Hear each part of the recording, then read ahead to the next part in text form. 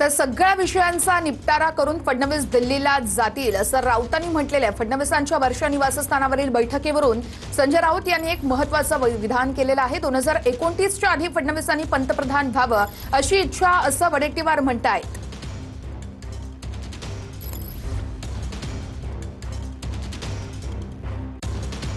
मला असं वाटतंय की देवेंद्र फडणवीस आवराआवर करतायत। इतक्या दिवसापासून हे विषय पेंडिंग आहेत। मग राज्यपालांच्या काही जागा भरायच्या असतील, महामंडळांच्या नियुक्त्या आहेत, त्यानंतर निधी वाटप आहे, हे त्यांच्या पद्धतीप्रमाणे त्यांनी प्रलंबित ठेवलं। पण आता देवेंद्र फडणवीस यांना दिल्लीत येण्यासंदर्भात ज्या हालचाली सुरू आहेत त्याआधी हे सगळ्या विषयांचा निपटारा करून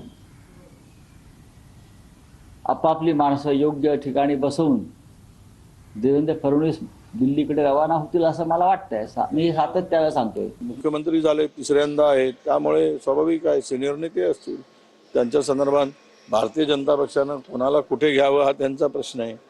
आणि आम्हाला इच्छा आहे की ते पंतप्रधान 29च्या आतमध्ये व्हावेत। 29 नंतर तर काही संधी नाही, त्यामुळं आमची ती इच्छा आहे। पण ते झालं पाहिजेत, व्हावेत मराठी माणूस एकदा तरी।